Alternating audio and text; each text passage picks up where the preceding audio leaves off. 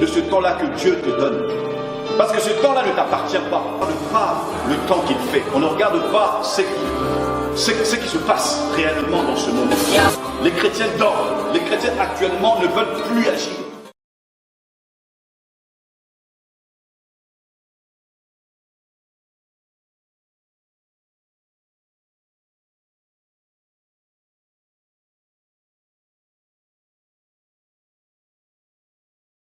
Amen. Alors, je dis encore shalom et soyons tous abondamment bénis, comme le disent les mamans de l'Allemagne. Toujours dans la poursuite de notre étude, les 12 apôtres de Jésus face aux 12 démons mensuels. Alors, nous sommes ici en train de répondre de manière brève pour comprendre comment les 12 apôtres de Jésus sont déjà un atout pour nous permettre de mieux prendre l'avantage de chaque 12 mois que nous aurons à passer dans l'année.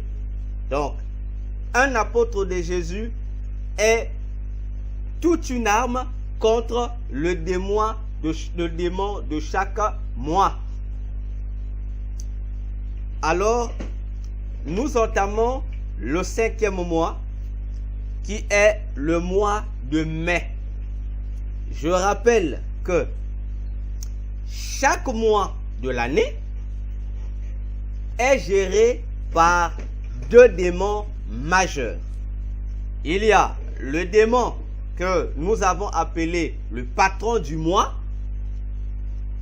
et un autre démon qu'on peut considérer comme l'adjoint. Et les démons adjoints, ce sont les démons propriétaires des noms des 12 mois de l'année d'après le calendrier romain. Je répète, les démons que nous avons ici statués comme adjoints du mois, ce sont les démons à qui appartiennent les noms des 12 mois d'après le calendrier de Rome. Tandis que le démon patron, ce sont les démons qui ont été établis par le gouvernement de Satan pour gérer le mois en tant que directeur général. Mais les démons à qui appartiennent les noms des mois agissent comme des directeurs adjoints. Nous rappelons, c'est toujours important de faire ce rappel. C'est important parce que les 2 démons se partagent aussi les mêmes noms de l'année, donc du mois du mois. Ils se partagent aussi. Alors, le 5e mois de l'année, d'après le calendrier romain, c'est le mois de mai. Le mois de mai. Alors, le mois de mai, l'adjoint du mois de mai, c'est, l'adjoint, le démon à qui appartient le nom mai, c'est le démon des illusions. C'est un démon des illusions qui est parfois surnommé, parmi son nom populaire, on la surnomme Maya. On la surnomme Maya parce que elle est l'une des 12 princesses qui siègent autour de la reine du ciel. Si vous avez déjà vu le drapeau européen, voyez le drapeau bleu avec les 12 étoiles. Voyez, d'ailleurs, le concepteur de ce drapeau était un adorateur de la Vierge Marie. Et il a dit que lorsqu'on lui a remis par l'Union européenne la charge de créer un drapeau, il s'est inspiré de la Vierge Marie, sa déesse. Voyons-nous? Donc, lorsqu'on monte la Vierge Marie, même dans l'église catholique, elle est entourée de 12 étoiles. Et ces 12 étoiles sont 12 déesses. Donc ce sont des sirènes, 12 sirènes des eaux, qui sont les 12 principales sous-divinités au service de la Reine du Ciel, la Grande Mère. Voyez-vous? Voilà, donc c'est elle. Et le nom Maya, c'est aussi l'une des appellations de cette Reine du Ciel, la Vierge Marie de l'Église catholique. Mais elle se permet de distribuer aussi ses titres à ces 12 princesses pour qu'elles agissent en son nom aussi. Voyez-vous? Donc c'est comme ça. C'est comme cela. Alors, le démon directeur général, le patron du mois de mai, on le surnomme Natas. Le démon qui j'ai donc, le démon patron du mois de mai, c'est le démon, on l'appelle, on le surnomme, je précise, Natas. C'est un démon que vous et moi nous connaissons très bien. Natas. Mais qui est Natas? Natas n'est rien d'autre que lui-même en personne, c'est-à-dire notre Lucifer Satan. C'est lui Natas. Voyez? Et pourquoi lorsqu'il gère le mois de mai, il prend le nom de Natas? Mais c'est simplement pour tromper les gens. Parce que Natas, c'est Satan inversé. Donc Satan qui donne Natas. C'est comme ça qu'il a inversé ça. Il a inversé cela, c'est en rapport avec la fonction du démon Maya. Comme je venais de le dire, c'est la démon des illusions. Alors Satan, pour concrétiser ce mode d'illusion, il inverse son nom. Voyez-vous, il inverse le nom. C'est Natas. Donc c'est Satan lui-même. Et au mois de mai, Satan, quelle est la mission qu'il vient de faire? Il vient dans le but comme un ennemi. Donc pas comme, il vient en tant qu'ennemi pour détourner les gens du but ou de la mission concernée. Donc c'est ça, la mission de base qu'il fait, c'est cette mission-là. Voyons-nous, détourner les gens. Suivez-moi très bien. Je dis, le démon qui gère le mois de mai, le démon patron, c'est Natas. Or, Natas, ce n'est que Satan inversé. Ok? Donc, c'est le mois qui a été dédié à Satan, notre Lucifer Satan, de son vrai nom angélique Samaël. Bon, c'est lui que nous appelons Satan là. Son vrai nom angélique, c'est Samaël. Voyez-vous? Alors, comme lui, il est considéré Dieu de tous les démons, alors ce n'est pas lui qui vient lui-même agir en ce mois de mai. Non. Qu'est-ce qu'il fait? Il transfère cette charge à un autre démon pour agir en son compte. Sachant que le mois de mai appartient à Satan. Et je vous ai dit une fois ici, de même que notre Dieu a ces 4 êtres vivants, de même aussi, Lucifer, Satan, a aussi ces 4 êtres vivants qui le représentent lui en personne. Vous avez le démon qu'on appelle Lucifer, qui ne doit pas être confondu à Satan, qui s'autoproclame aussi Lucifer. Attention. Donc Lucifer, c'est l'un des 4 êtres vivants de Satan. Et c'est lui, le Satan, ou le diable, ou, comprenez mon langage. C'est lui le Satan qui apparaît aux féticheurs, aux charlatans, aux marabouts. Donc lorsque les marabouts croient voir le Satan qui les apparaissent, c'est faux. C'est pas lui-même. Lucifer, Satan. Mais c'est sa doublure, voilà le bon mot même. Donc c'est sa doublure, Lucifer, qui joue ses mauvais tours aux féticheurs, aux marabouts, donc toute la clique là de ces gens-là. Voyez-vous, c'est Lucifer. Donc c'est un démon à part entière qui n'a rien à voir avec Lucifer, Satan. Voyez-vous?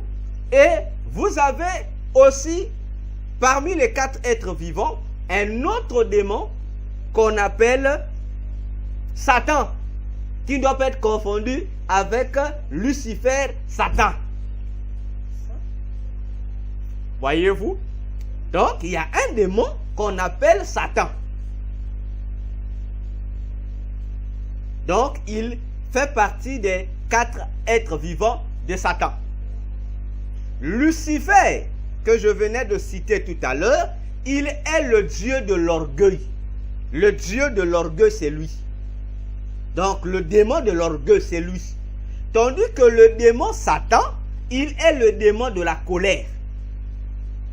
Voyez-vous? Donc, les gens qui ont des colères terribles, ils sont possédés ou ils adorent ce démon-là, Satan, le dieu de la colère. Alors, dans le mois de mai, Satan utilise sa doublure, c'est-à-dire ce démon Satan, pour influencer le mois de mai. Voyez-vous? Pourquoi il a besoin de se servir de l'esprit de la colère au mois de mai? Mais parce que le mois de mai est influencé par l'illusion. Voyez-vous? Donc, l'illusion, le détournement par rapport au but que la personne doit accomplir. Là, j'ouvre la première parenthèse. Nous devions comprendre, nous chrétiens, que chaque mois a pour objectif de nous communiquer la vie. Je répète, chaque mois qui commence a pour mission, d'après le plan de Dieu, de communiquer aux humains que nous sommes la vie. Lorsque je parle de la vie, je parle de la vie de Dieu. C'est-à-dire, dans cette vie, il est incluant dans cette vie tout ce qui fait notre bonheur ou notre confort. J'espère que je disais que chaque mois a été conçu par l'Éternel, notre Dieu Jésus-Christ, pour communiquer aux humains la vie dans tout son ensemble. Parce que dans la vie, nous n'avons pas tous les mêmes besoins. Et le mois qui vient a pour objectif de répondre à nos besoins. De répondre à nos besoins. Ce sont des consignes qui ont été données comme cela. Et je me rappelle au début de ma vie chrétienne, lorsqu'on explique ces choses-là, les gens nous prenaient pour des fous. On dit, pour bénir, il faut prier. Non, ne confondons pas des choses. Dieu a des principes, à double principe. Il y a les principes qui sont particuliers et il y a des principes qui sont généraux. Sur le plan physique, il y a les 2 règles agissent. Il y a des lois que Dieu a conçues qui gèrent la création. Je prends un exemple simple. Que ce soit le chrétien, que ce soit le païen, si tu prenais un objet que tu lançais en haut, la finalité, l'objet redescendra. Comme on dit, c'est la loi de la pesanteur. C'est Dieu qui a conçu ça comme ça. Donc cette loi, ce n'est pas parce que tu es chrétien que tu vas balancer quelque chose en l'air, tu vas prier, que ça tombe pas, ça va retomber. Parce que c'est un principe fonctionnel que Dieu a conçu comme cela. Mais lorsque nous sortons, ça c'est physique, hein, c'est naturel. Lorsque nous sortons du globe terrestre, nous nous retrouvons dans l'espace, là où il y a les étoiles, le soleil, la lune, les galaxies. Là-bas, il n'y a pas la loi de la pesanteur. Là-bas, tu balances quelque chose, la chose là-bas sera suspendue dans le vide. Voyez-vous? Donc c'est Dieu, le même Dieu, a conçu des lois physiques particulières et des lois physiques générales. Et sur le plan spirituel aussi, c'est pareil. Sur le plan spirituel, ce n'est pas Satan qui a conçu ce Dieu. Il y a des principes spirituels généraux qui ne demandent pas la prière, qui ne demandent pas la sainteté. Et parmi ces principes, il y a aussi des principes de bénédiction. Que tu sois pécheur, si tu appliques le principe, tu obtiens une solution. Et c'est parmi les principes qu'on évoque souvent, les principes pour guérir les femmes stériles. Même pas besoin d'aller faire les tests à l'hôpital de stérilité. Non. Prépare seulement pour les enfants de la rue. Prépare seulement pour les enfants de la rue. Ou pour les démunis. Seulement prépare. Et prends la nourriture, va donner aux démunis. Ou aux enfants de la rue. Bon, ils sont plus connus, hein. Donc, que ce soit les enfants de la rue, que ce soit les démunis. Tu le fais de tout ton cœur. Ne le fais pas hypocritement. Fais-le de tout ton cœur. Que tu sois païen, que tu sois croyant. Tu le fais de tout ton cœur. Si ta femme est stérile, elle va mettre au monde. Si elle-même, la femme, elle fait ça, elle va mettre au monde. C'est Dieu qui a conçu ça comme ça. Ça ne demande pas le jeûne, ça ne demande pas la prière. Ou encore, pour les femmes qui ont de ces cas de stérilité, tu n'as pas besoin d'aller à l'église. Ce sont de moi, j'appelle ça des bénédictions gratuites que Dieu a conçues comme ça. Voyez-vous? Tu as des problèmes de fécondité. Cherche seulement dans ton entourage, là, dans le quartier. S'il y a quelqu'un, il y a une femme qui est enceinte, mais qui n'a pas encore fait sa layette. Voyez-vous, une femme dans ton quartier qui est enceinte, mais qui n'a pas encore fait une layette. Bon, peut-être manque de possibilités. Non, madame, pas forcément qu'elle n'a rien, même si elle a son argent. L'essentiel seulement qu'elle n'a pas encore acheté la layette. Toi, s'il y a la possibilité d'avoir une facture, demande la facture, s'il y en a, de combien fera la layette en question, achète la layette à la place de la femme enceinte. Achète c'est moi la layette. Tu seras enceinte, tu enfanteras. Voyez-vous? Donc ce sont des principes qui ne sont pas... c'est pas satanique, c'est naturel, c'est Dieu qui est comme ça. C'est parmi ces principes que les agents du diable, en vous, plutôt que je dis, trompent les gens. Vous allez consulter un féticheur, il fait semblant de te dire, fais ceci, alors que le féticheur est conscient que le principe qu'il te donne de faire, ça vient de Dieu. Mais lui te dira, non, ça vient des ancêtres. Non, les esprits des ancêtres ont parlé, un menteur comme ça. Voilà pourquoi, pour paraphraser, Jésus dit, Dieu fait pleuvoir sur les justes et sur les méchants. C'est une bénédiction, non? Il fait lever le soleil sur les justes, sur les méchants. Ça, ce sont les bénédictions générales pour tout le monde. Donc, ça ne regarde pas l'état d'âme. Ça regarde seulement le positionnement. Tu es humain. Non, ça ne regarde même pas le cœur. Ça regarde seulement le statut. Tu es humain. C'est pour les humains. Mais lorsqu'il s'agit des bénédictions particulières, c'est là que Dieu maintenant regarde. Parce qu'il y a des bénédictions de Dieu pour tout le monde et il y a des bénédictions de Dieu spécialement pour ceux qui lui appartiennent. Voyez-vous? Donc, il y a des principes comme ça. Parce que, surtout en Afrique, bon, je ne sais pas en Europe si c'est pareil, mais en Afrique, j'ai constaté que la difficulté qu'ont les femmes, c'est cette affaire de stérilité. Tu passes ici, il n'y a que ça. Tu regardes dans les églises remplies de femmes. Tu as l'impression que ces femmes-là sont venues chercher Jésus. Non, elles ne sont pas venues chercher Jésus. Elles sont venues chercher les enfants. Voyez-vous? Alors qu'il y a des solutions faciles qui existent. Comme bonjour. Voyez-vous?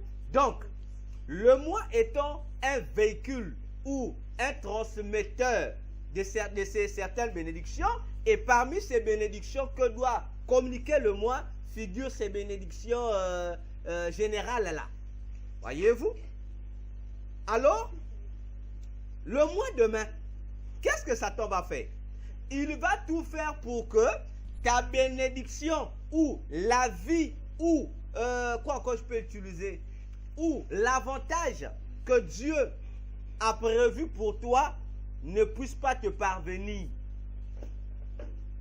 Voyez-vous? Il va tout faire pour t'embrouiller, pour te mettre sur une fausse piste, pour que ça te rate. Voyez-vous? Alors, lorsque la bénédiction va te rater, derrière sera le démon de la colère, Satan. Lui maintenant, il va t'exciter à la colère. Pourquoi? Pour que tu te fâches et que tu commettes l'irréparable. Parce qu'il sait que lorsque tu vas te fâcher, tu vas commencer à faire des choses qui ne vont pas honorer le Dieu qui a prévu la bénédiction pour toi. Et j'ai dit ici, je crois que je l'ai déjà dit une fois, lorsque nous nous fâchons, il y a la colère, il y a la limite que Dieu a prévue pour la colère. Mais lorsque tu te fâches, en dépassant cette limite spirituelle, comme on le dit couramment, vraiment, je me suis fâché à mort. Oui, c'est bien. Tu t'es fâché à mort, c'est bien. Mais sache que dès lors que tu es rentré, ta colère a franchi la limite. Tu as fait appel à certains démons qui viendront autour de toi. Tu ne vas pas le voir et tu ne vas pas te rendre compte. Au niveau de ton âme va commencer à sécréter un liquide. Et les démons qui vont se rassembler autour de toi viendront pour sucer le liquide que ton âme va décréter là. Et les démons vont t'aider à être encore de plus en plus en colère.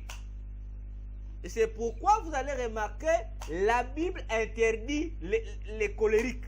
La Bible t'autorise de te fâcher, mais elle ne t'autorise pas d'être colérique. Parce que si tu es colérique, tu deviens un puisard d'énergie pour les démons. Donc les démons vont te manipuler pour te sucer. Ils vont sucer tes énergies. Et les répercussions risquent même d'être physiques sur ton organisme. Tu seras à tout moment fatigué. Même si tu n'as rien fait de grave, tu es toujours paumé. Tu vas te dire c'est le corps. Non, c'est parce que spirituellement, tu es un livreur, un fournisseur de tes énergies auprès de démons. Parce que toi, tu es madame ou monsieur colère. Surtout les gens qui disent, moi si je me fâche, en tout cas, il n'y a que Dieu peut me calmer. Dites à ces gens-là de faire attention. C'est lui qui les calme là, c'est pas Dieu. Donc faites attention. Voyez-vous? Donc, Satan va t'exciter à la colère pour t'aider à mieux être, à rater ou à manquer cette bénédiction que le mois devrait te donner. Maintenant, regardez la configuration du mois de mai. Regardez bien. Vous allez retrouver parmi les caractéristiques qui influencent, vous allez retrouver l'illusion et cette affaire-là de colère. Parce que les caractéristiques démoniaques des mois, les gens ne prêtent pas souvent attention. Voyez-vous? Donc, attention avec ce mois. Et ce qui est encore bizarre, non seulement que le mois de mai a été dédié à Satan, mais par, on peut dire ça comment? Bon, le monde des ténèbres a aussi dédié ce mois à la femme de Satan, à la reine du ciel. Voyez-vous? Donc elle aussi, elle a une part de bénéfice qu'elle prend. Voyez-vous? Donc le mois de mai est géré, je peux dire comment, jumellement, on va dire comme ça, par son directeur général qui est Natas, en complicité avec sa femme, la reine du ciel. Voyez-vous? Donc, attention. Alors, du côté de Jésus, l'arme prévue pour combattre l'esprit de l'illusion et de la colère, c'est l'apôtre Philippe. C'est Philippe. Donc, Natas est combattu par Philippe. Alors, le nom Philippe n'est pas un nom hébreu, mais c'est un nom grec. En grec, Philippe, c'est Philippos. Philippos, qui signifie littéralement en grec l'ami des chevaux. C'est-à-dire quelqu'un qui est proche de la nature. C'est-à-dire encore en grec, on dit couramment en grec, pour mieux dire, on l'appelle un observateur. Réfléchissons. Je répète, Philippe en grec, c'est Philippos. Et Philippos signifie l'ami des chevaux. Donc quelqu'un qui est proche des chevaux. Et le grec explique que c'est quelqu'un qui aime la nature et c'est un observateur. Donc, Philippos, c'est quelqu'un qui aime les chevaux, d'une part, et un observateur.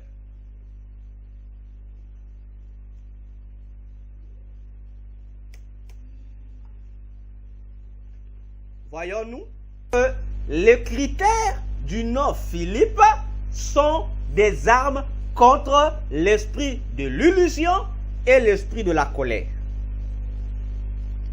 Oui, parce que tu ne peux pas être l'ami des chevaux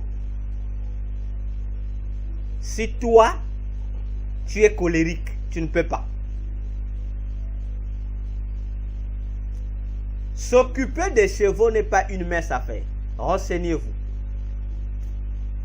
Donc, pour gérer un cheval, être l'ami des chevaux, il faut être quelqu'un de patient. Quelqu'un qui ne se fâche pas. Quelqu'un qui supporte. Voyez-vous? Aussi, il est quelqu'un qui aime la nature. Or, c'est connu pour ceux qui font le métier, je ne sais pas comment ils appellent, naturologue, je ne sais pas quoi. Bon, mélangeons tout le monde. Ceux qui font souvent les métiers liés à la nature. Ils sont des observateurs. Ils observent quoi? Mais ils observent la nature, c'est-à-dire tout ce qui est autour d'eux.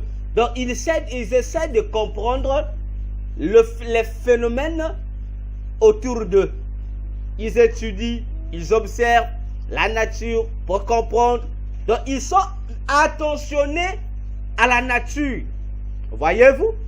Or, un observateur attentionné à la nature, c'est quelqu'un qui ne peut pas être vaincu par l'illusion. Il saura distinguer le réel du faux, l'illusion de la réalité. Il saura, parce que lui déjà, il est habitué à observer. Pas comme tout le monde, mais lui, il observe avec une attention particulière. Voyez-vous? Donc, c'est ce qui fait la particularité de Philippe, qui est un outil contre l'esprit de la colère et l'esprit de l'illusion. Et si vous regardez la vie de Philippe dans la Bible, vous allez vous rendre compte d'une chose.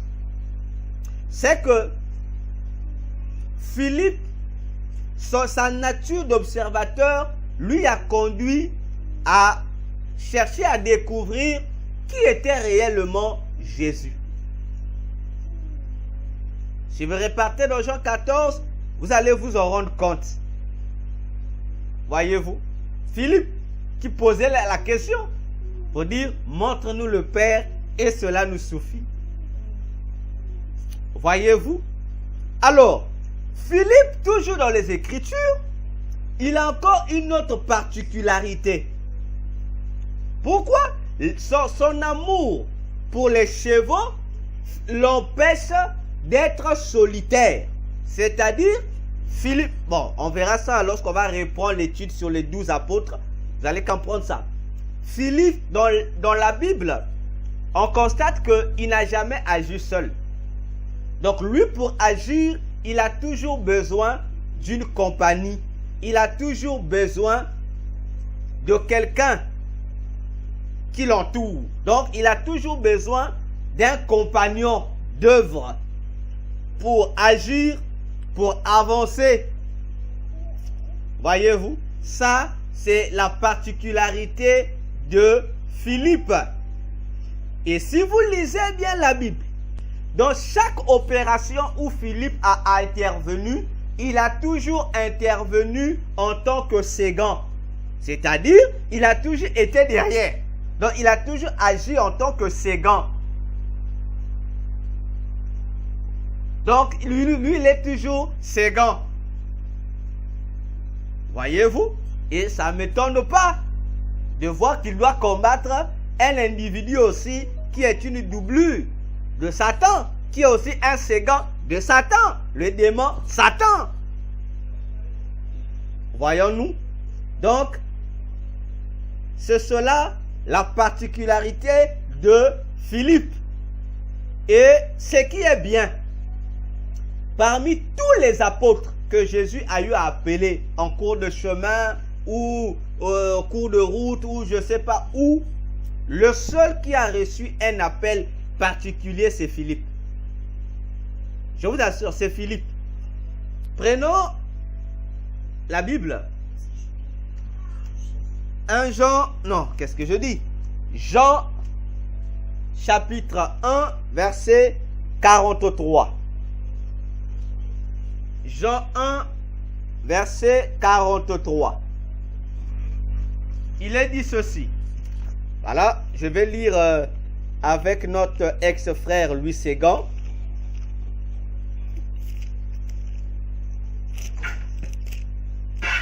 Voilà, je suis à la page. Voilà, il est dit ceci. Écoutant de la manière dont Philippe reçoit son appel.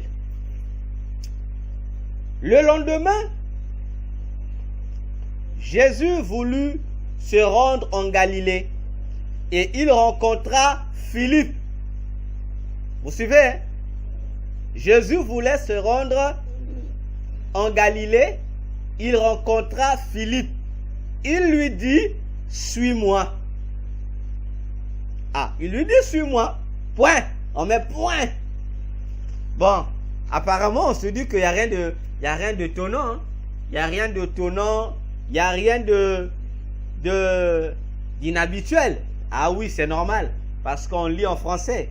En français, il n'y a rien rien d'extraordinaire. Mais lorsqu'on le lit en grec, il y a quelque chose d'inhabituel. Parce que Jésus ne dit pas, ne lui dit pas, suis-moi. Non. On a dit à Matthieu, le péager, suis-moi. Mais à Philippe, Jésus n'a pas dit suis-moi. Ce qui a été traduit par suis-moi là, dans nos Bibles là, c'est pas suis-moi. C'est le mot grec akoluteo. Le mot là, la phrase là, suis-moi. En grec, c'est akoluteo. Akoluteo, comme vous l'entendez là. A-K-O-L-U-T-H-E-O.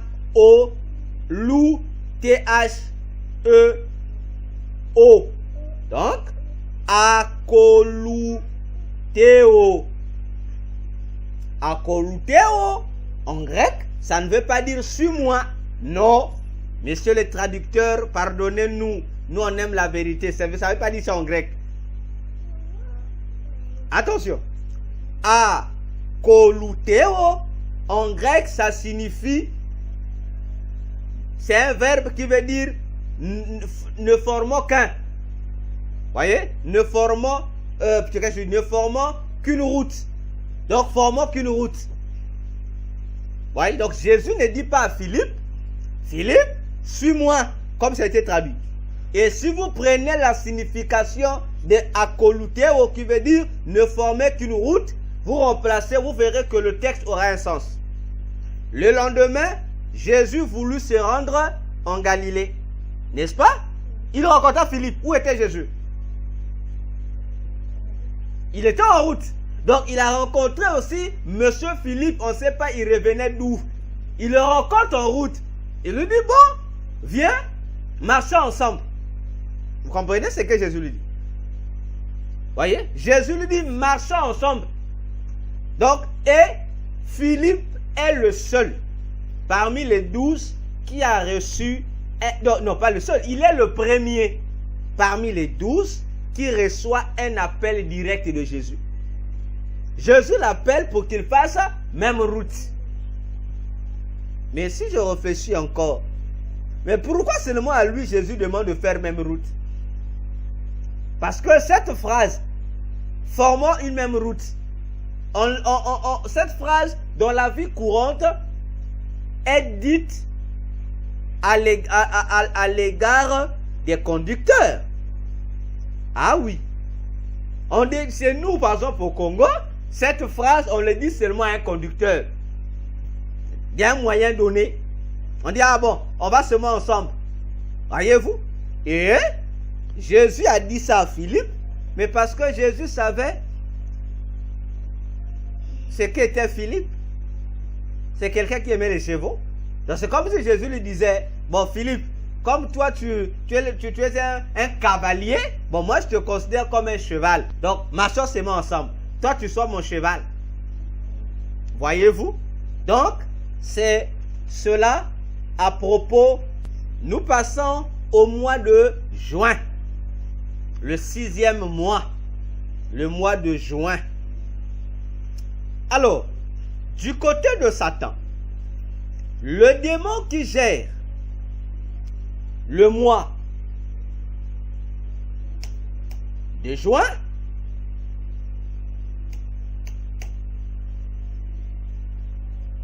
bien, donc je disais que le mois de juin, qui est le 6e mois dans le calendrier romain, c'est un mois qui est patronné par un démon que vous connaissez aussi dans la parole de Dieu. Le démon qui contrôle le mois de juin, on l'appelle Baal-Bérite. Dans la Bible, vous le connaissez ce démon-là. C'est le démon Bérite. Et dans la Bible, on l'appelle Baal-Bérite. Baal, c'est une expression, c'est un titre qui veut dire maître ou seigneur. Le nom Bérite, c'est son nom, Baal-Bérite. Si vous regardez dans Juge 8, verset 33, on parle de lui. Juge 8, verset 33 parle de ce démon. Et Juge 9 aussi, verset 4 aussi parle de ce démon dans la Bible. Donc ce n'est pas un démon étranger. Nous le connaissons. Donc ce démon-là, c'est lui qui gère le mois de juin. C'est le patron du mois de juin, Baal-Bérite. Voyez-vous? Alors, le démon Baal-Bérite, au mois de juin, il fait la même fonction qu'il fait dans le monde de ténèbres. La même fonction. Le démon Baal-Bérite, il est le démon qui contrôle toutes les cérémonies et les alliances conclues avec le monde des ténèbres. C'est-à-dire, il est comment on l'appelle le monde des ténèbres? Voilà, il est un secrétaire. Il est le secrétaire qui gère les alliances et les cérémonies avec le monde des ténèbres. Voyez-vous? Donc, lorsque une personne vient conclure un quelconque pacte ou une alliance donnée avec le monde de Satan, le démon qui gère ça, qui conserve les archives, le démon qui est là comme médiateur, c'est ce démon-là, Baal-Bérite, qui enregistre tout. Et lorsqu'on fait des cérémonies mystiques, c'est lui qui les patronne. Voyez-vous? Alors, le nom Bérite, son nom, Bérite veut dire pacte ou alliance. Donc, Bérite, il est ce que son nom signifie. Voyez-vous? Bérite est ce que son nom signifie. son nom signifie pacte ou alliance. Voyez-vous, c'est son travail. Donc lui, il contrôle les alliances et les pactes qui ont été signés. Donc, on va le dire comment. Il est comme l'inspecteur qui est chargé de veiller à ces alliances-là. Donc, c'est auprès de lui que les dossiers pour les réclamations sont donnés. Donc, lorsqu'il faut faire une réclamation, c'est lui qui donne la documentation. C'est lui qui donne les dossiers pour dire telle personne doit être réclamée. Lorsque je parle de réclamation, vous comprenez, c'est le mot le plus utilisé dans les soi-disant églises de combat spirituel. Voyez-vous? Donc c'est lui, l'archiviste, qui gère ça. Donc il a toutes les données là, c'est lui qui gère. Voyez-vous? Et donc je crois que c'est Colossiens qui nous le dit. Colossiens dit une phrase que Jésus a dépouillé. Non, on va le lire. Colossiens 2, je crois, le verset 14. Je pense. Ok, il a dit. Il a effacé l'acte dont les ordonnances nous condamnaient et qui subsistait contre nous. Et il l'a détruit en le clouant à la croix. Donc, lorsque vous lisez ce texte, où on dit que la mort de Jésus sur la croix est allée effacer un acte qui contenait des ordonnances qui nous condamnaient. En grec, le mot acte ici, ce n'est pas acte en tant qu'action. Non. Le mot acte ici, en grec, ça renvoie au tribunal. Bon, ceux qui sont habitués au tribunal connaissent au tribunal lorsqu'on parle des actes. Donc, c'est un recueil de lois. Voyez-vous, donc c'est un livre, des livres juridiques qui contiennent des lois. Voyez-vous? Et l'individu chargé de recueillir ces lois-là, c'est lui, Balbérite.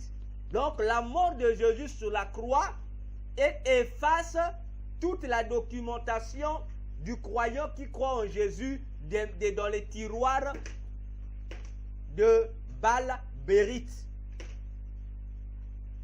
Donc, il n'aura plus le pouvoir de te réclamer en termes normaux. Mais il va continuer à te réclamer. Donc, Jésus va nous montrer que Jésus vient rendre infondée toute réclamation du monde des ténèbres contre son peuple. C'est pourquoi Paul pouvait dire dans Romains 8, qui accusera les élus de Dieu? Qui? Voyez-vous? Mais eux, ils vont tout accuser. Ils vont t'accuser. Mais Jésus va démontrer qu'il est l'avocat pour dire vos accusations sont infondées. Vous ne pouvez pas l'accuser. Amen. Voyez-vous? Donc, et j'ouvre une deuxième parenthèse. Ça, c'est pour les mamans. Comme j'aime dire, les mamans. Les mamans aiment préparer avec une tomate. Il paraît-il que cette tomate rend la sauce sucrée. Ça s'appelle tomate pelée. Je ne sais pas si on utilise ça aussi en Europe. Il y a une tomate qu'on appelle tomate pelée. Madame ici est en train de bouger la tête. Elle les prépare avec. Tomate pelée. La tomate là, le nom là, de la tomate pelée là. Bon, je ne parle pas de Pelé, le footballeur brésilien. Non. Je vais revenir à lui aussi. Ne vous en faites pas. Mais je parle le Pelé de la tomate là. C'est un démon, hein. Le Pelé de la tomate là n'est pas brésilien. Le brésilien c'est le joueur. Je vais revenir sur lui, ne vous en faites pas. Je suis tomate Pelé là. Donc si vous connaissez son fondateur, en tout cas, s'il est vivant, allez le braquer. Il faut le tabasser. Parce que le démon là, qu'ils ont mis là, dans la tomate, je ne sais pas s'ils sont limités aux tomates. Parce que eux, lorsqu'ils commencent sur un produit alimentaire, ils finissent par d'autres produits. Donc, tomate pelée, c'est un démon. Et c'est même, moi j'aime l'appeler, le démon qui conduit le drapeau des démons accusateurs devant le trône de Dieu. Donc, il est comme le porte-parole. Donc, lorsqu'il faut t'accuser devant le trône de Dieu, en tête de pas celui qu'on envoie pour venir t'accuser devant le trône de Dieu. Comme dit Apocalypse, l'accusateur de nos frères là, On envoie, lui, il est le porte-parole des accusateurs. Donc sa mission, c'est venir accuser. Il vous accuse, il nous accuse. Le tomate pelée là. On dit, la tomate, hein? La tomate pelée là. Tomate pelée quoi? C'est la tomate. Il aura la sauce, comment on dit, une sauce, hein? Il aura la sauce bonne. Mais s'il est mauvais, c'est un démon.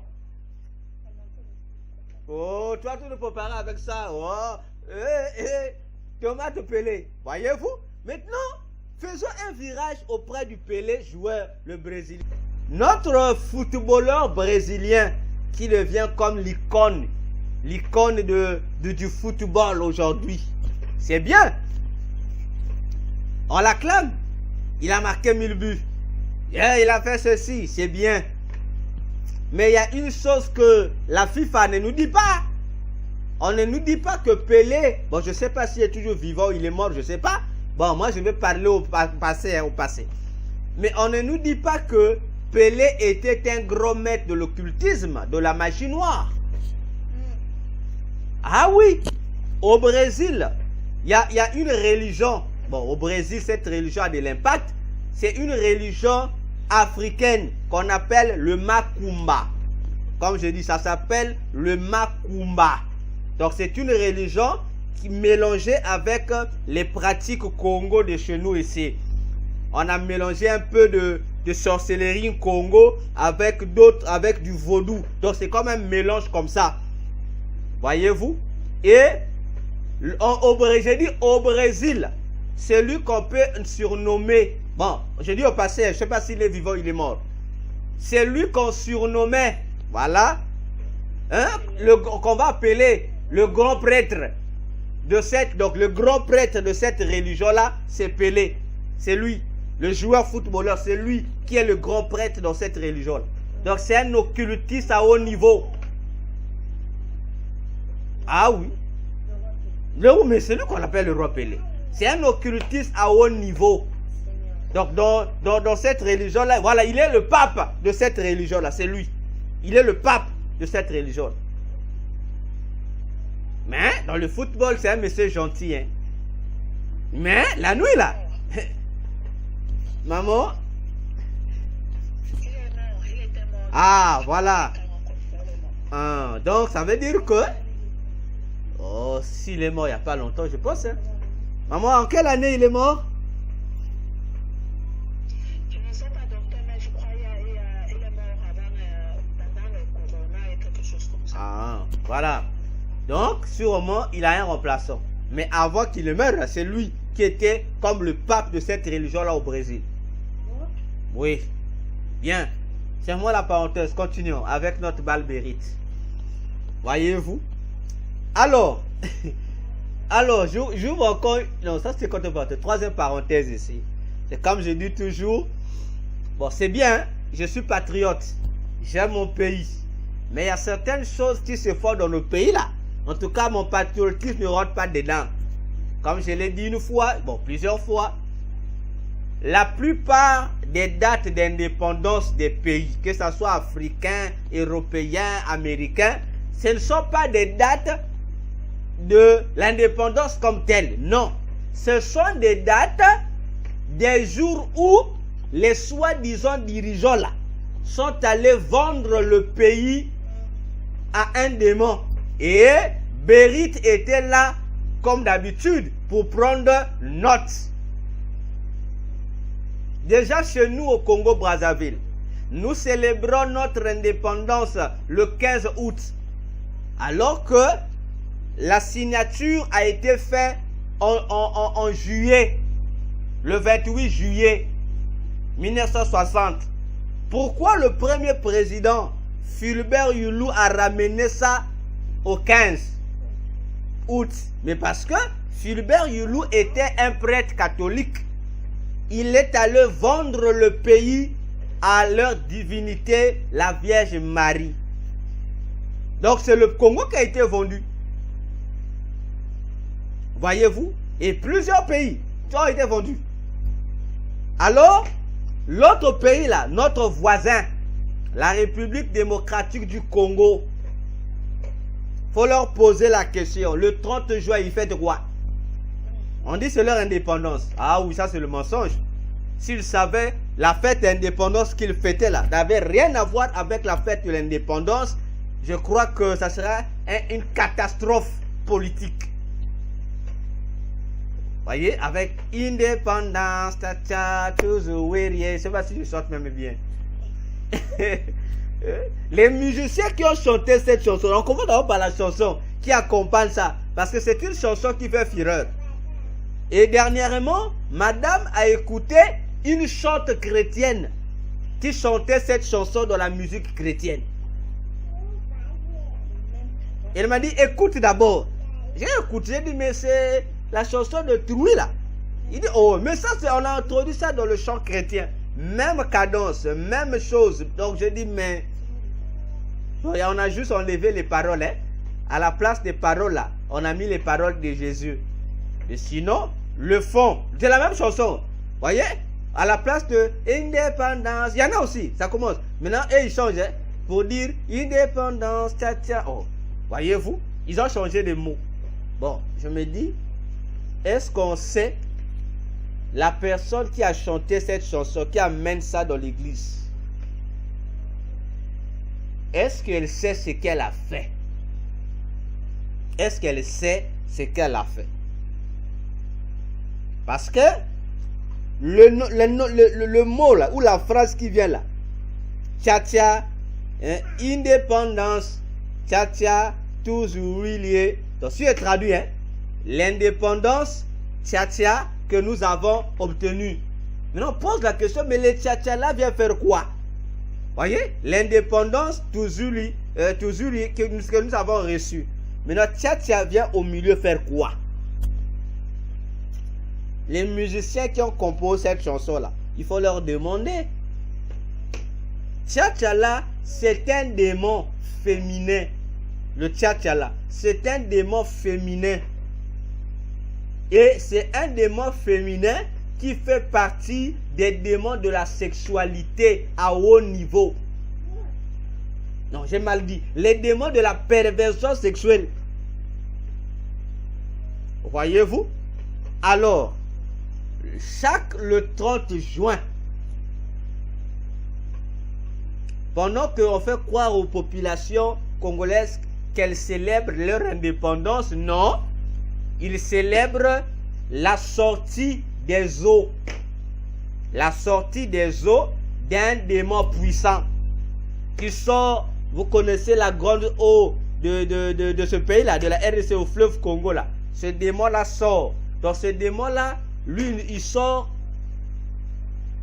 il n'a que, dans l'année, il sort de son monde que 2 fois. Donc il fait 6 mois. Et chaque 6 mois, il sort. Et pour répartir, il doit répartir avec des milliers d'âmes comme offrande. C'est une sirène des eaux. Et le 30 juin fait partie du jour où une alliance politique a été signée avec elle, ce démon sirène-là. Le 30 juin. Donc lorsque là-bas on fête là, le 30 juin là, en fait, on célèbre le jour de cette alliance. Voyez-vous? Bien, je monte encore. On va un peu parler de ce leader d'opinion que j'aime bien dans la littérature. Emery Patrice Lumumba. Qui était-il? On dit qu'il était catholique, paraît-il, de confession. Ah oui. Mais il était sa tribu. C'est pas on dit Moutetela. Moutetela. Mais si vous demandez à ceux qui savent, on vous fera comprendre que Emery Patrice Lumumba n'était pas un simple politicien. C'était quelqu'un qui travaillait avec, comme on dit chez nous, hein, avec les fétiches de leur famille. Voyez-vous? Et chez les sorciers, parce que, comment on appelle ça? le siège de la sorcellerie de l'Afrique centrale, le siège de la sorcellerie de l'Afrique centrale, c'est en RDC. Et c'est précisément dans le village d'Emery Patrice Lumumba, dans son village là, à Lodya. C'est là qu'est le siège de la sorcellerie de l'Afrique centrale. Et chaque le 30 juin, il y a un grand rassemblement de tous les sorciers de l'Afrique centrale vont là-bas. D'abord, pour fêter. Parce que chez les sorciers, cette date, donc ce 30 juin, c'est un mois, donc c'est le mois qu'ils ont donné à Satan. Vous imaginez un peu? Les sorciers ont décidé de donner à Satan le mois de juin. Donc chez eux, les sorciers, là, le 30 juin, c'est comme l'anniversaire de Satan. Et tous les sorciers de l'Afrique centrale vont fêter ce 30 juin là-bas en RDC à Lodya, dans le village de natal d'Emery Patrice Lumumba, sa tribu. Et c'est là que siège un démon que j'ai déjà parlé, qui est le représentant de la sorcellerie d'Afrique centrale, qu'on appelle le démon César. Voyez-vous, c'est le démon qui est là-bas. C'est le démon là qui dirige. Voyez-vous, c'est ce démon qui dirige. Voyez. Et chaque sorcier qui y va le 30 juin dans leur siège, il doit amener un sacrifice. Comprenez par là, il doit amener une personne à sacrifier dans la sorcellerie. Voyez-vous? Donc, c'est sérieux. C'est très sérieux. Je ne sais pas s'il y a un pays africain ici qui n'a pas été vendu. Je ne sais pas. Je ne sais pas. Donc, si il y a un pays africain qui n'a jamais été vendu chez Satan, donc c'est un nouveau pays qui s'est créé. C'est un nouveau pays. Parce que tous ces présidents vendent le pays à Satan. Bon, c'est pas parce qu'ils veulent l'éternité. Bon, je ne sais pas quelle éternité ils vont avoir. Voyez-vous? Biya, il a vendu. Qui encore? Nguesso, il a vendu. Qui encore? Afrique centrale, qui encore? Le Gabonais, Omar Bongo, il a vendu. Qui encore? Ah, je ne maîtrise même pas le nom du président. Hey, Maoué. Donc, ils ont vendu. Ils ont déjà vendu. Et la vente là, c'est définitive. Hein? Aucune prière ne va briser ça. Aucune prière ne va briser ça. Aucune. Donc, même si aujourd'hui, les voleurs, les pasteurs voleurs, ils vont à la présidence, on leur donne l'argent, ils vont au stade, ils font, non, on va faire prière de divorce à la nation. Ça, c'est se moquer de Jésus. C'est pourquoi Jésus a dit, dans sa prière dans Jean 17, il a dit, Père, eux, ils ne sont pas du monde. Oui, ils ne sont pas du monde. Je sais. Donc, les pactes de nos pays vendus là ne seront brisés que le jour où tous les démons seront jetés au feu éternel. Lorsque Jésus va purifier la terre, c'est là où nos pays seront délivrés. Sinon, zéro. Zéro. Voyez-vous, nos présidents, ils sont mauvais. Donc, non seulement qu'ils sont dictateurs, mais ils sont mauvais. Voyez-vous? Donc, attention. Alors, l'arme utilisée du côté de Jésus contre le démon de Juin, qui est Balbérite, c'est l'apôtre Barthélemy. C'est l'apôtre Barthélemy. Alors, si le démon Balbérite, c'est le démon qui gère les pactes et les alliances qu'on fait avec le monde des ténèbres, alors Barthélemy, apôtre, doit le combattre. Barthélemy, c'est un nom grec. En grec, Barthélemy se lit ou s'écrit Bartholomaïos. Bartholomaïos. En grec.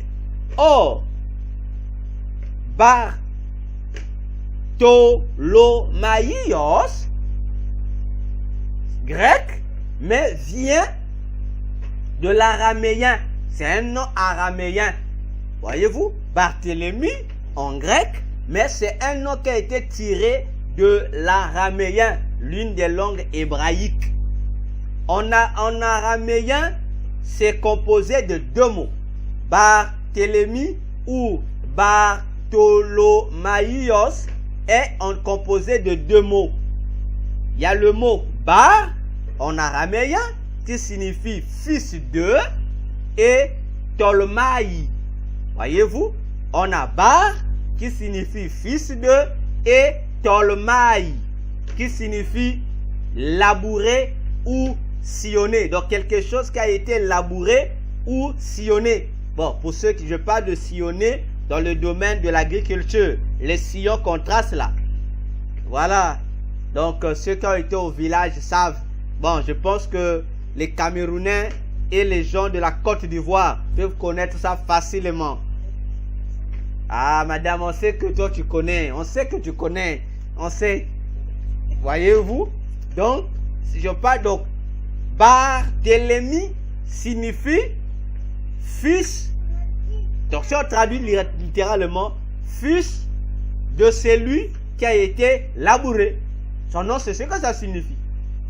Fils de quelqu'un qui a été labouré.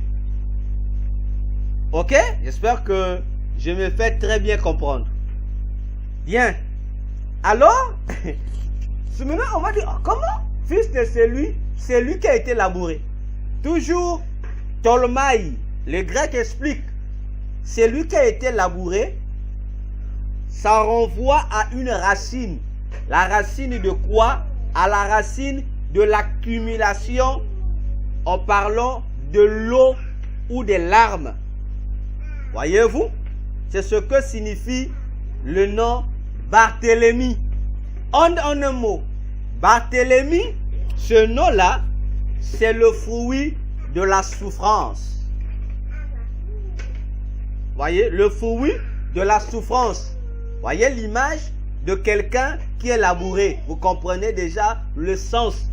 Donc, c'est quelqu'un, son nom signifie quelqu'un, donc le fruit de la souffrance. Donc, il est le fils d'un certain souffrant.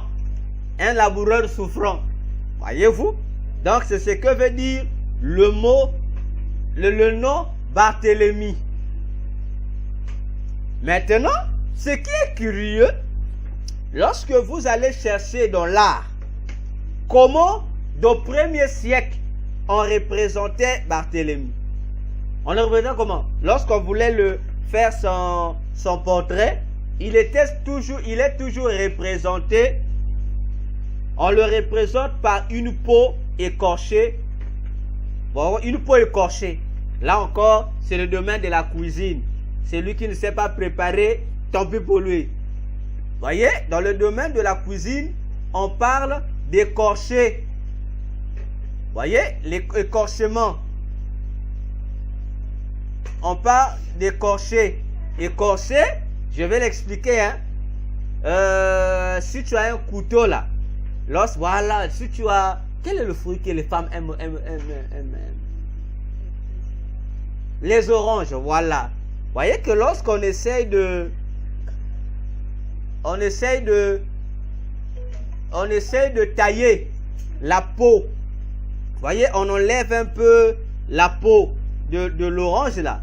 Voyez, donc vous écorchez, donc vous taillez. Ou encore, pour ceux qui sont au village, lorsque vous voulez aller prendre les écorces des arbres, voyez comment vous taillez là? On taille pour prendre les écorces de l'arbre. Voilà, c'est ça une peau écorchée. Voyez, c'est ce que ça signifie. Et on représente Barthélemy sous cette forme-là, pour traduire simplement qu'il est le fruit d'une souffrance. Il est le fruit de la souffrance. J'insiste pour ça, pour que nous puissions comprendre d'abord ce premier nom de Barthélemy, qui a un rapport avec le démon, la mission du démon Balbérite qui gère les alliances et les pactes démoniaques. Barthélemy nous renvoie au fruit d'une labeur liée à l'agriculture, n'est-ce pas? Or, lorsque nous voyons le domaine de l'agriculture, il y a un nom qu'on baptise ça, le domaine de l'agriculture. On dit, en bon français, les intellectuels diront c'est le plus vieux métier au monde. Ça, c'est les intellectuels. Mais les autochtones diront que c'est un métier traditionnel. Voyez-vous? Et l'agriculture, donc, est présentée comme l'emblème de la tradition. Raison pour laquelle vous allez remarquer que toutes les religions qui n'aiment pas Jésus, mais qui aiment la tradition, là, comme on dit les coutumes des ancêtres, vous allez constater que la base de leur religion, c'est quoi? L'agriculture, c'est-à-dire la végétation. Voyez-vous? Mais pourquoi? C'est dans le monde mystique que j'ai compris. Ça a été expliqué parce que c'est lui qui est comme la base ou le médiateur de ce que nous appelons coutume et tradition. C'est ce démon-là, le démon Bérit ou Baal-Bérit. C'est lui qui est le représentant de la coutume et de la tradition devant Satan, Lucifer.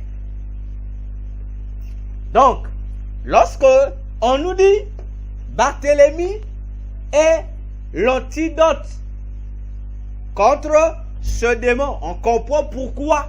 Parce que si Barthélemy est le fruit de la souffrance, mais de quelle souffrance? De la tradition, de l'agriculture. Voyez-vous? Attention. Donc, si tu veux combattre la tradition ou les coutumes, utilise Barthélemy. Et j'ouvre encore une troisième parenthèse, je crois. C'est que lorsqu'on parle de la tradition ou des coutumes, on doit faire attention. Toute tradition ou coutume n'est pas mauvaise. Mais ici, il s'agit d'une pollution qu'on a insérée dans les coutumes et dans les traditions. C'est une pollution. Les traditions et les coutumes ont pour auteur Jésus. Parce que lorsqu'on parle de tradition et coutume, tradition, on voit l'ensemble des lois qui dirigent, coordonnent la vie d'un peuple. Et lorsqu'on parle de la coutume, on voit les usages que pratique ou fait ce peuple. Voilà pourquoi on parle de tradition et coutume. Or, aucun ancêtre n'est né avec une coutume ou une tradition. Aucun.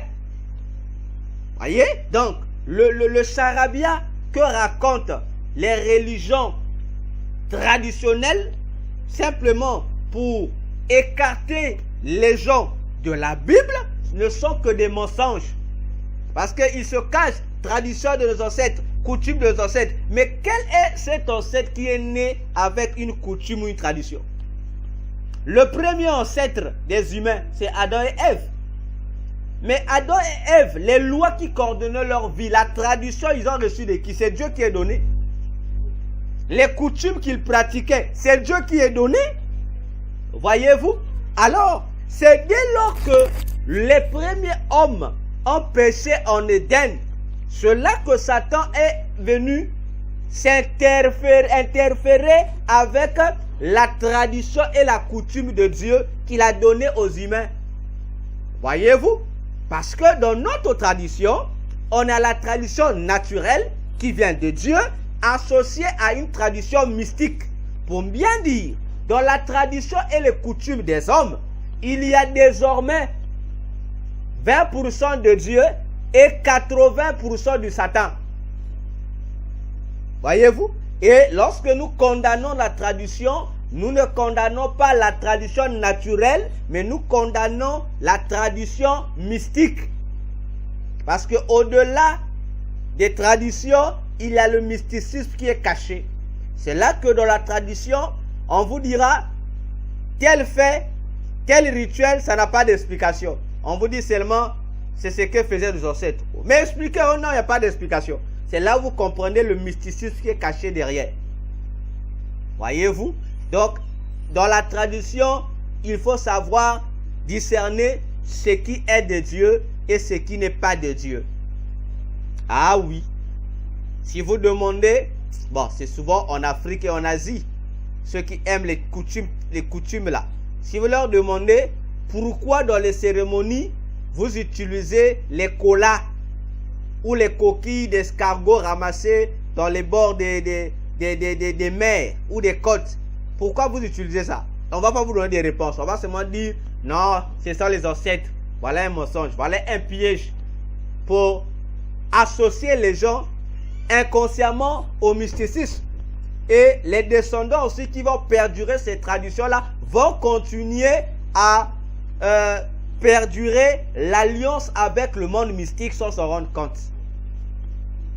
Voyez-vous? Donc, nous fermons cette parenthèse pour dire, tu veux combattre les rites, l'alliance traditionnelle utilise Barthélemy, qui est le fruit de la souffrance.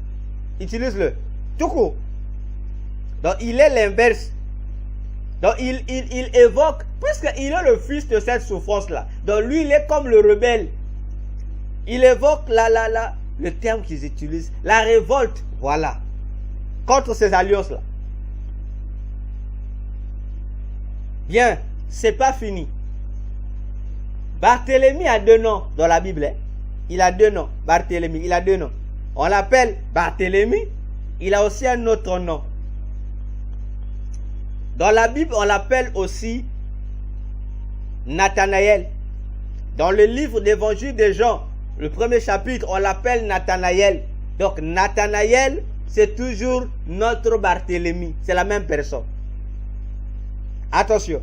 Donc, il a une deuxième arme contre le démon Bérite. Parce que Nathanaël, en grec, Nathanaël aussi, en grec, mais c'est un nom qui vient aussi de l'araméen. On dit, mais c'est Barthélemy, il a des soucis. Il a des noms grecs d'origine araméen. Voyez-vous? Donc, Barthélemy, nom grec, mais d'origine araméenne. Nathanaël, nom grec, mais d'origine araméenne. Voyez-vous?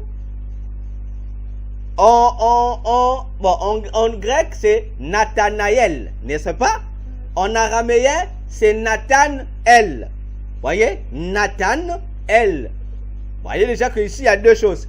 Nathan plus El. Or, El, on sait, ça veut dire Dieu. Dans les langues hébraïques. Nathan, en hébreu, ça veut dire don. Vous comprenez? Nathan veut dire don. El veut dire Dieu. Donc, Nathanaël signifie don de Dieu.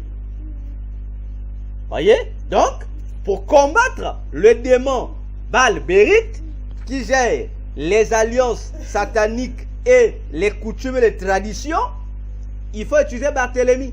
Parce que Barthélemy est la réponse contre lui pour lui dire, je suis la conséquence de ton mensonge, mais j'ai également l'âme pour te détruire, parce que je suis le don de Dieu. Comme je disais, la tradition et la coutume, c'est le don que Dieu a donné aux âmes. C'est pourquoi Jérémie 10, 23 a dit, ne suivez pas les coutumes des nations, parce que ce n'est que vanité. Parce que ce sont des choses polluées. Voyez-vous? Et Nathanaël, Barthélemy nous en donne une solution. Ok? Je vais encore monter. Toujours dans la signification du nom Nathanaël. Nathanaël. Ça veut dire don de Dieu, n'est-ce pas? Mais c'est précisé en araméen. C'est don de Dieu dans le sens de quelque chose qui a été racheté ou échangé ou délivré par Dieu. Vous comprenez? C'est un don de Dieu dans le sens que ce don-là évoque quelque chose qui a été racheté ou délivré par Dieu. Vous avez tout compris. Si Barthélemy est le fruit de la souffrance, n'est-ce pas? Mais on lui donne une solution. Il souffre pourquoi? À cause de la coutume et de la tradition. les cérémonies, les pactes, n'est-ce pas? Mais lui, il est un rachat. Il est un délivré. On lui dit Nathanaël, tu es aussi Nathanaël. Voyez-vous? Donc, cela